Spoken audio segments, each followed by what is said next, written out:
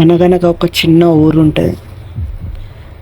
ఆ ఊర్లో ఒక అమ్మ కడుపుతో ఉండి ఒక పొలంలో పిల్లోని కంటది.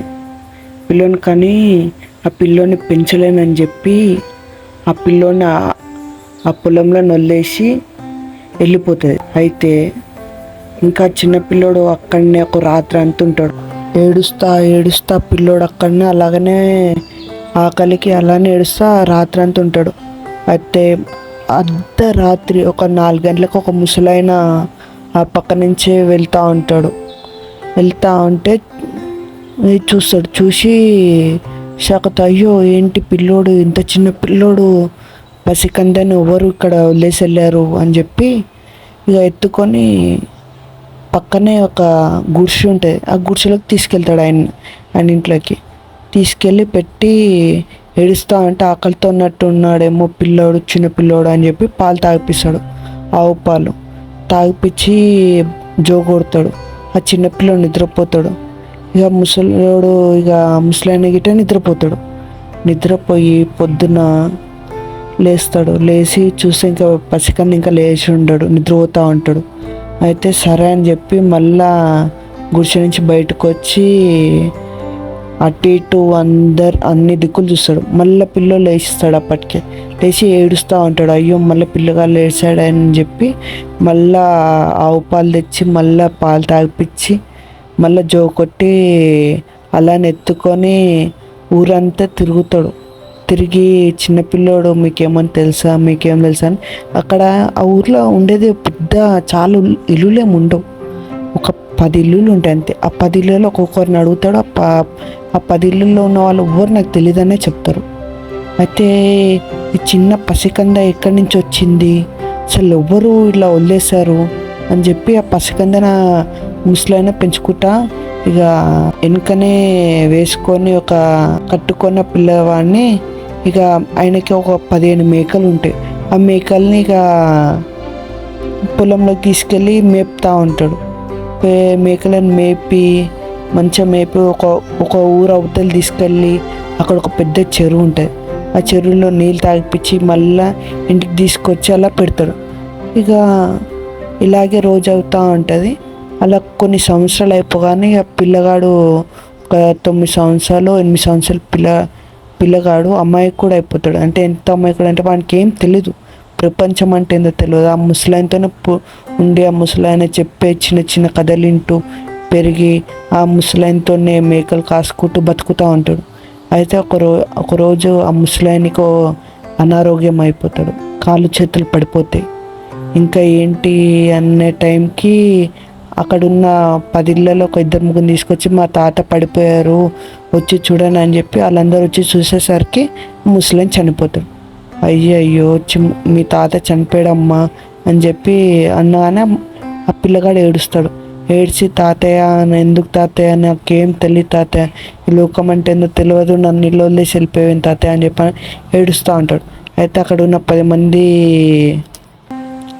జనాలు కలిసి బాధపడకమ్మా, నీకు మీ తాత ఇల్లు నీకే ఇల్లు ఇచ్చేసాడు, ఇంకా నీకు ఆడ 15 మేకలు ఉన్నాయి, ఆ మేకలా మేపుకొని మంచిగా డబ్బులు సంపాదించుకో, ఒక్కొక్క మేక చాలా డబ్బులతో పోతుంది కాబట్టి పెంచుకోమ్మా అని చెప్పి మేకలు అని చెప్పగానే ఇక సరే అని చెప్పి ఏడ్చుకుంటే ఇక దాన సంస్కారాలు చేసేస్తారనమాట.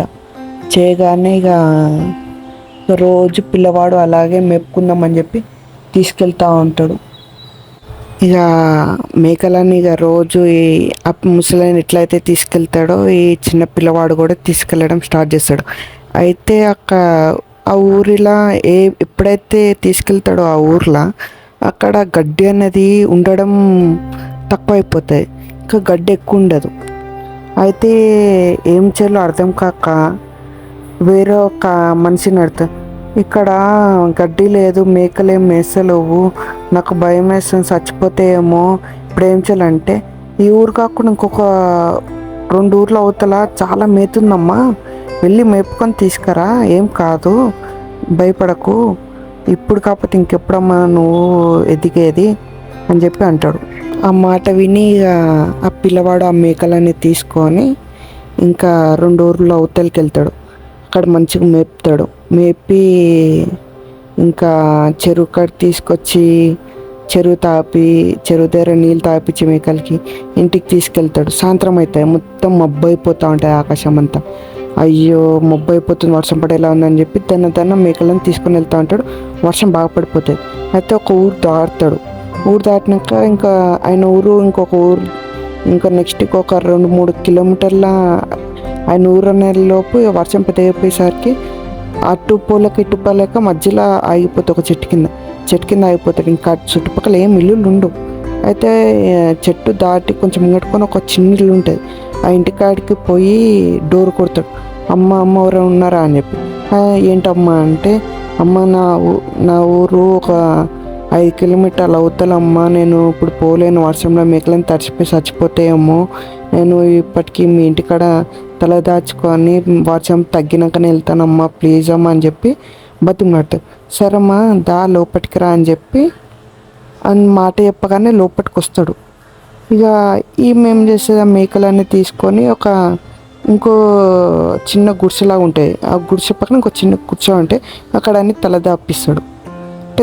అంటే దాచుకునేలాగా అక్కడ పండుకునే నిద్రపోయినలాగా చేస్తాడు. ఆ చెట్టు కింద చిన్న గుడిసె కింద మేకలని. అయితే ఈ అబ్బాయి ఏమో ఆ ఇంట్లో పండుకొని వెళ్తాడు. వర్షం తగ్గిన పోదామని కూర్చుంటాడు. ఇంకా వర్షం ఆగేటట్టు ఉండదు. అయితే ఆ అమ్మ అంటది, వర్షం ఆగేలాగా లేదమ్మా, కాబట్టి నువ్వు ఈరోజు రాత్రి ఇక్కడనే పండుకో, రేపు పొద్దున తగ్గుతుంది వర్షము, అప్పుడు నువ్వు మీ ఇంటికి వెళ్ళొచ్చు అని చెప్పి అంటది. అనగానే అలాగే అమ్మ నేను అలానే నిద్రపోతా అని చెప్పి కిందనే నేల మీదనే నిద్రపోతాడు. ఆమెమేమో మంచం మీద పండుకోని ఇక వర్షం పడుతూనే ఉంటుంది. ఇక పొద్దున అవగానే పిల్లవాళ్ళు వేసి ఇంటికి కొందుకులే డైరెక్ట్ వేరే పొలం కాడికి పోయి మేపుకొని నీళ్ళు తప్పించుకొని అటు నుంచి అటు ఇంటికి వెళ్ళిపోదాంలే అని చెప్పి పిల్లవాడు అనుకొని లేచి మేకల దగ్గరికి చూడనికి పోతాడు. అంతే, మేకలు ఉండవు. మేకలన్నీ మాయమైపోతాయి. ఈ లోపల కురుకుట్టు వచ్చి అమ్మని లేపుతాడు. అమ్మ లేవమ్మా, ఇది ఇక్కడ మేకలు లేవు, నా మేకలు ఏమైనా అమ్మ నువ్వు చూసావా అంటే, మేకలవా, అదేంటి మేకలు ఎందుకు అక్కడ కట్టేస్తాం కదా మనం అంటే, లేదమ్మా అక్కడ మేకలు అని చెప్పి గట్టి పిల్లవాడు ఏడుస్తూ ఉంటాడు. అయ్యో ఆ మూలకి చూడిపో అంటే ఆమె కూడా వచ్చి బయటకు చూస్తే మేకలు ఉండవు. ఈ పిల్లగాడు కూడా ఏడుస్తూ ఉంటాడు. అయ్యో ఏడవకమ్మా అని చెప్పి చేతిలో ఒక 2 రూపాయలు పెట్టి, బాధపడకు, కుక్కలు నక్కలు పులిలు సింహాలు తిరుగుతాయి ఇక్కడ, మదిగాక అవి ఏమైనా వచ్చి తినేసి ఉంటాయేమో, అందుకే లేవు ఇక్కడ మేకలు, బాధపడకు, మనకెప్పుడు మంచి జరగదమ్మా, మంచోళ్ళకి మంచి ఎప్పుడు జరగదు, ఇలాగే ఉంటుంది, నీ ఇంటికి వెళ్ళిపోమ్మని చెప్పి బాధపడతా చెప్తుంది ఆమె. అయితే ఇక ఈ పిల్లవాడు ఉండి ఏడ్చుకుంటా, ఇంటికి పోతే నాకు ఎవరున్నారు, నాకు మేకలను ఉండేవి, ఇప్పుడు నేను ఒక్కడిని ఉండి ఏం చేయాలా అని చెప్పి ఏడ్చుకుంటూ పోతూ ఉంటాడు ఆ 2 రూపాయలు చేతిలో పట్టుకొని. అయితే ఇంకేం చేసేలేక అక్కడ ఒక చిన్న బావి ఉంటుంది. బావి కాడ కూర్చొని ఏడుస్తా బావి మీద ఎక్కి, నా బతుకు ఇంతే, ఇంకా నేను బతికి లాభం లేదు, నాకేం లేదని చెప్పి ఇక బావిలో దూకేసేలోపు దేవత బావిల నుంచి దేవత ఆ పిల్లవాడిని లేపి పక్కన కూర్చోపెట్టి బయటికి లేచి నీళ్ళు తాగిపించి, ఎందుకమ్మా దూకావు, ఇలా దూకద్దు, చిన్న పిల్లోడివి నువ్వు, ఏం చూడలేదు నువ్వు, ఇంకా ఎందుకు చనిపోవాలనుకుంటున్నావు అంటే ఇక దేవతకి కథ చెప్తాడు.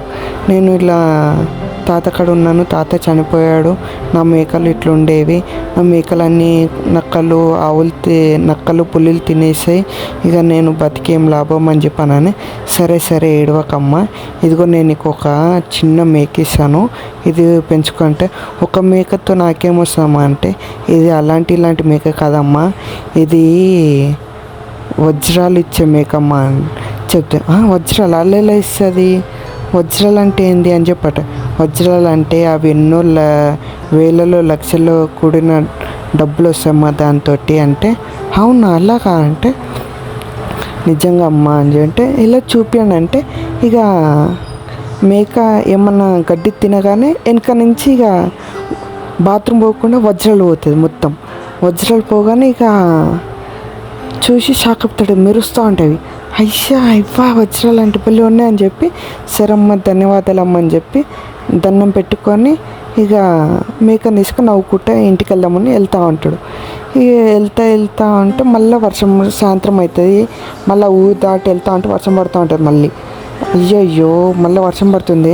సరే ఆ రోజు అమ్మ వాళ్ళ ఇంటికాడ ఆగినా కదా, అక్కడ ఆగినామంటే అమ్మ ఆపి మంచి అన్నం పెట్టి రేపు పొద్దున్న పంపిస్తుంది, లేకపోతే అప్పటికో వర్షం అయితే అప్పటికప్పుడు పంపిస్తుంది అని చెప్పి మళ్ళీ ఆ ముసలమ్మ కాడికే పోతాడు. అమ్మ కాడికే పోతాడు. పోగానే తలుపు తడతాడు. అమ్మ నాకు వర్షం పడుతుంది, అందుకే ఇక్కడ తల దాచుకుంటాను ఈ రోజు కూడా, కాబట్టి ఏమనుకోకమ్మా అంటే, సరే అమ్మ తల దాచుకో, నువ్వు ఇటుపక్క మళ్ళీ ఎందుకు వచ్చామంటే, అంటే నేను ఇలా చనిపోదాం అనుకుంటే దేవత వచ్చి నాకు ఒక చిన్న మేక ఇచ్చింది అంటే, అవునా ఏదంటే ఏదో తెల్ల మేక అంటే, అవునా ఒక మేకతో ఏం చేసుకుంటామంటే, మామూలు మేక కాదమ్మా ఇది వజ్రాలు ఇచ్చే మేక.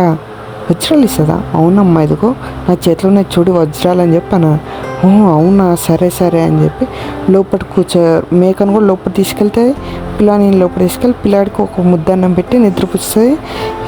ఇల్లు కూడా పనుకుంటాం. పొద్దున్న లేచి చూసేసరికి ఇంట్లో పెట్టిన మేక కూడా మాయమైపోతాయి. ఇక చిన్నపిల్లలు లేచి మళ్ళీ ఇక్కడ వస్తాడు.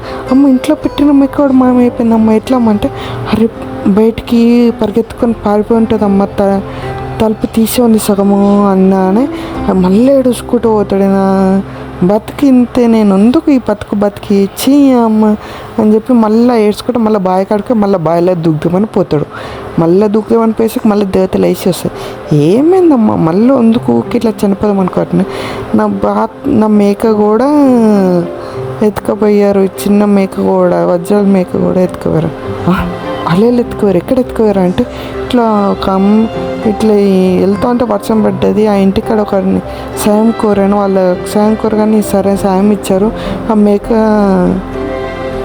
అక్కడనే తల దాపించాను, ఇంట్లోకి వెళ్ళి పారిపోయింది అని చెప్పాను. అయ్యో బాధపడకు, సరే ఈసారి నీకు బాత్ ఇస్తాను, ఈ బాతు పెంచుకో. బాతుతో నాకేం వస్తుందమ్మా అంటే, ఈ బాతు మామూలు బాతు కాదమ్మా, ఇది రోజుకి 3 బంగారు గుడ్లు పెడుతుంది, ఆ బంగారు గుడ్లతోటి నువ్వు బతకచ్చు జీవితాంతం అంటే, నిజంగా అని చెప్పి బంగారు గుడ్డనానే బాతు చేతిలో పట్టుకొని అప్పటికప్పుడు ఒక గుడ్డు పెట్టిస్తుంది. అమ్మ బంగారపు వజ్రంలాగా బంగారపు గుడ్డు, పాప భలే ఉంది అని చెప్పి ఆడుకుంటూ ఆ గుడ్డుతోటి ఇక బాతుని తీసుకుని వెళ్తా అంటే ఇక మళ్ళీ రాత్రి అయిపోతాయి. అక్కడనే సాయంత్రం దాకా మాట్లాడే అమ్మతోటి ఇక ఇంటికి వెళ్దామని చెప్పి వెళ్తూ ఉంటాడు. అప్పటికే రాత్రి అయిపోతాయి. ఇక ఏం చేయలేక మళ్ళీ ఆ గుడిసెకన్నా అయిపోతాడు. గుడిసెకన్నా అయిపోయి ఆ గుడిసెకాడ ఉండి రేపు పొద్దున ఇంటికి వెళ్తాను అంటే, అవును మళ్ళీ ఏందమ్మా ఇట్టొచ్చావు అంటే, ఇక చనిపోదాం అనుకున్నాను, కానీ అమ్మ వచ్చి దేవత వచ్చి నాకు బాతు ఇచ్చింది, బాతు బంగారు గుడ్డు పెడుతుంది రోజు, ఇదిగో గుడ్డు అని ఒక గుడ్డు చూపిస్తాయి. అప్పటికే ఆ బాతు మళ్ళీ ఒక గుడ్డు పెడతాయి, మొత్తం 3 గుడ్లు చూపిస్తాడు. ఆ 3 గుడ్లు ఒక బుట్టలో పెట్టి ఈ బాతుని ఆడబెట్టి ఈ పండుకుంటారు వీళ్ళిద్దరు. పండుకోగానే మళ్ళీ పొద్దున్నే చూస్తాడు, ఇటు చూస్తే బాతు మళ్ళీ మాయమైపోతాయి. అరే మళ్ళీ బాతు ఎట్లా మాయమైపోయిందంటే, బయట నుంచి చూస్తారు, బయట నుంచి ఒకరు మళ్ళీ తలుపు తెరిచినట్టుంటే మళ్ళీ ఇది కూడా పారిపోయిందంట. ఈ చిన్నపిల్లడు అమ్మాయికుడు, వీడికి ఏం అర్థం కాదు, ఇవి ఎట్లా మాయమైపోతున్నాయి, ఇక్కడెక్కడ ఉండేవి ఎట్లా మాయమవుతున్నాయి అని చెప్పి ఆలోచిస్తలేడు. మళ్ళీ పోయినా అనుకొని మళ్ళీ ఏడ్చుకుంటా మళ్ళా అది ఎక్కుతాడు, బావి కాడిపోతాడు. బావి కాడికే మళ్ళీ దుగ్గుదాం అనుకుంటాడు. దుగ్గామని మళ్ళా దేవత చేయమైంది మళ్ళీ ఎందుకు ఎన్నిసార్లు చావాలనుకోద్దమ్మా, చాలా తప్పమ్మా అంటే, నువ్వు ఇచ్చిన నా 15 మేకలు పోయినాయి, నువ్వు ఇచ్చిన మేక పోయింది, మళ్ళీ బాతు పోయింది, ఇన్ని పోయినాయి, నన్ను మళ్ళీ నేను నీ దగ్గర ఏమి అడగను, నాకేం వద్దు, నాకు చావే కరెక్ట్, నేను చచ్చిపోతా, అదృష్టం కాదు కదా, నాకేం లేదు, అంతే నేను తలక మాసిన ఎదవని, నాకు అన్ని నష్టాలే పాపాలే ఉన్నాయి, నాకు నేనేం బతకను, చచ్చిపోతాను, దుక్కుదామని పోతాడు. పోతే అమ్మూరు ఆపి, కాదమ్మా నువ్వు చనిపోవద్దు, ఈసారి నేను నీకు ఒకటి ఇస్తాను, ఇది తీసుకొని ఎప్పుడు ఇంటికి పోకుండా ఇప్పుడు డైరెక్ట్ ఎక్కడైతే నువ్వు మేకలు బాతును పోగొట్టుకునో అక్కడ ఆ ఇంటికే పోయి ఈ కర్రలు 2 కర్రలు ఇస్తే ఈ కర్రలు ఆ అమ్మకే ఇయ్యాను. ఎందుకమ్మా అంటే ఒట్టిగానే ఇచ్చి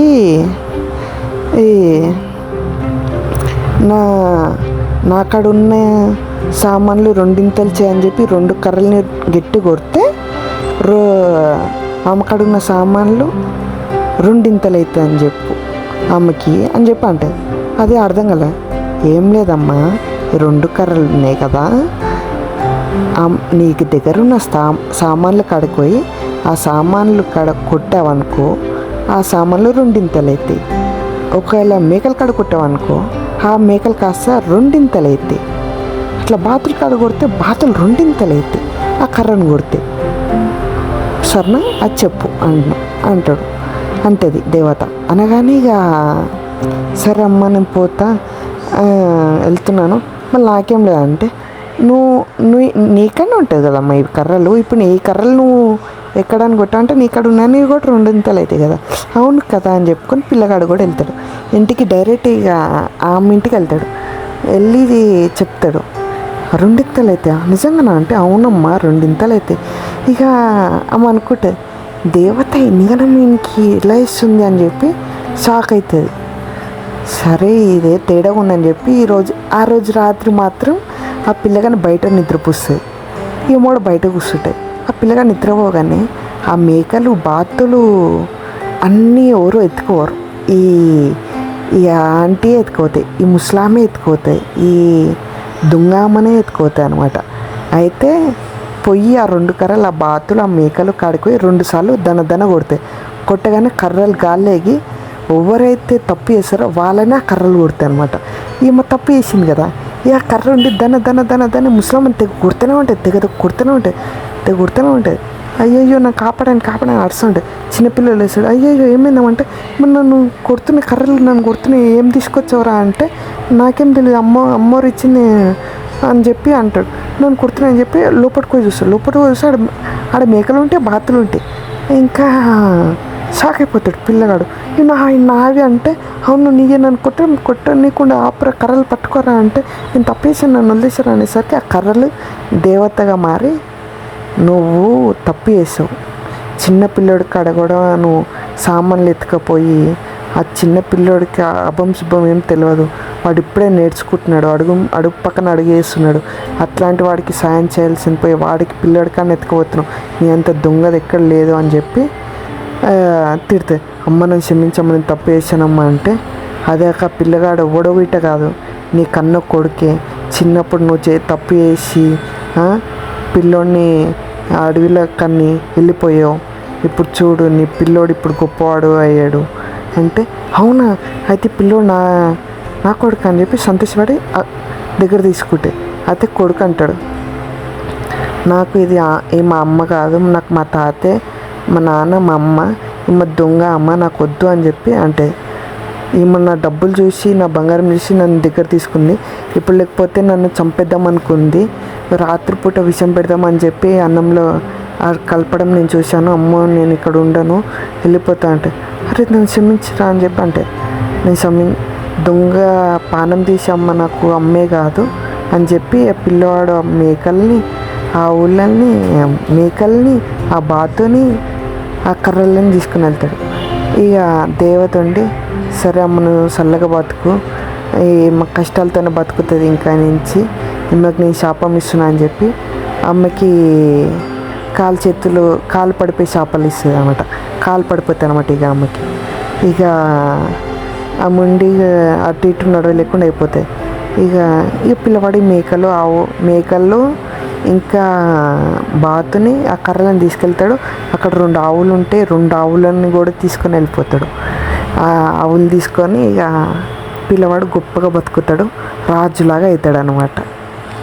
మోరల్ ఆఫ్ ద స్టోరీ ఏంటంటే పాపం చేసేవాడికి ఎప్పుడు పాపమే జరుగుతుంది, మంచి చేసేవాడికి ఎప్పుడు మంచి జరుగుతుంది. కాబట్టి మంచికి సాయం చేయండి, పాపం మాత్రం చేయకండి.